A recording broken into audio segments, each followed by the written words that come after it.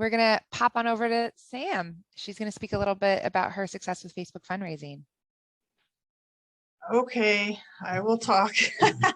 I've told Priscilla I really don't think that I should qualify as any sort of expert in this topic, but we have had a successful Facebook fundraising campaign the last couple of years, and you know, there's reasons for that. But the thing is that it's so easy. I would definitely consider adding this to a letter writing campaign. I mean, I've written many letters, you know, over years, and I would save the Word document and change the pictures and change up the you know, wording and give them updates on the kids. And but honestly, you know, we are two working parents and we have two kids with CF, and we went through many years where we were in and out of the hospital quite often, at least, you know, 3 times a year for several years.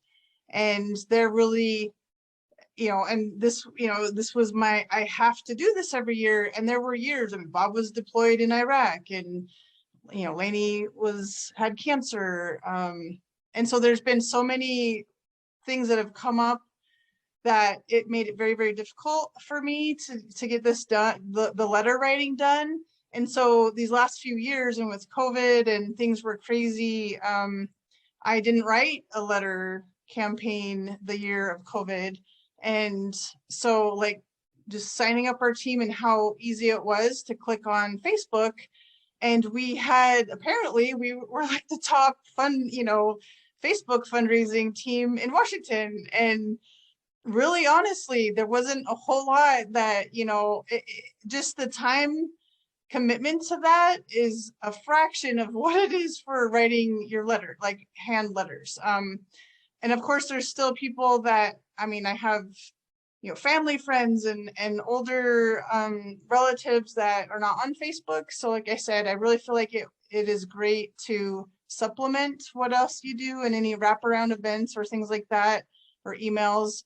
But and I do feel like this is one of the reasons why it was so successful, is because it really is an extension of how not use Facebook, but I mean, I know so many people would follow me for years and years just to know what was going on with the kids. And and this is how we view things in our life and how we raised our kids, is not, you know, why me, and why I have to do, you know, deal with this, or darn you, CF. Yeah, I mean, it just always is, this is what we're going through, but we would always look at it in a positive way, and with the perspective of hope. And man, the Great Strides is the best time to really have that in there. And like I kind of mentioned before, it is the day that we celebrate my kids and celebrate what they've done, and how far they've come, and what they have to do every day. And people want to celebrate that. And so you know, they may not be able to come in person, and, you know, it pops up and you make, you know, your own little page, so it'll show up on your personal feed and on your page, but it has its own kind of like event page for your fundraising campaign. And so again, like, I've just learned, I mean, there's Facebook algorithms that I don't understand, that are beyond me, but I don't and again, this is my family. We've been doing this, well, like many people on here, for, you know, 20 years. So I don't have things going on all year long. I don't want to, I mean, some people have donated for 20 years in a row. And so we kind of have like this push towards, you know, we're getting towards walk season, and like maybe the, you know, month and a half to 2 months before. I don't have it running all year long.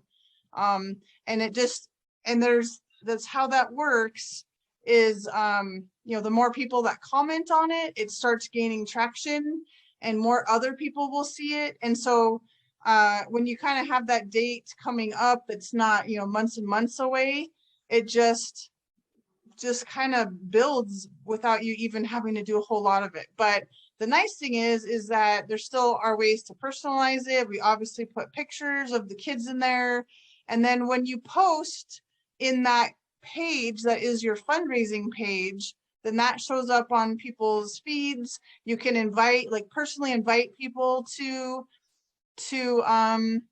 fund or to donate to your fundraiser.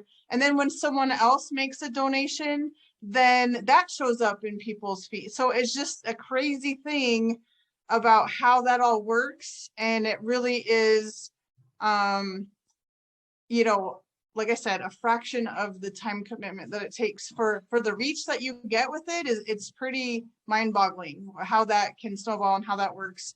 And then also, I mean, I think the picture that you see there where the kids were, that was Ben's first walk. So this was in 2006.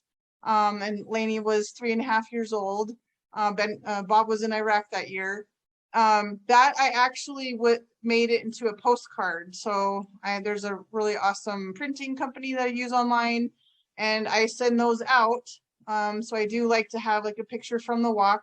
But the nice thing is with the Facebook page that you have for your fundraising campaign, is I can immediately say thank you to them right after, because I get a notification that they donated. So man, like I said, I'm not an expert in it, but we've been pretty successful, and it was just something that I added to what we were already doing. And for those years where it was crazy and I couldn't get to the letter writing, and we were able to do this and still make a pretty good impact and give, and just like Mary was saying and what she was asked, there were people coming out of the woodwork that I was completely surprised, like they have never once commented or even liked on any of my personal posts, that I'm like, wow, like this person gave $200 and I haven't seen them since high school. And so the reach that you can, and I, never would have had their their mailing address to send them a letter or their email.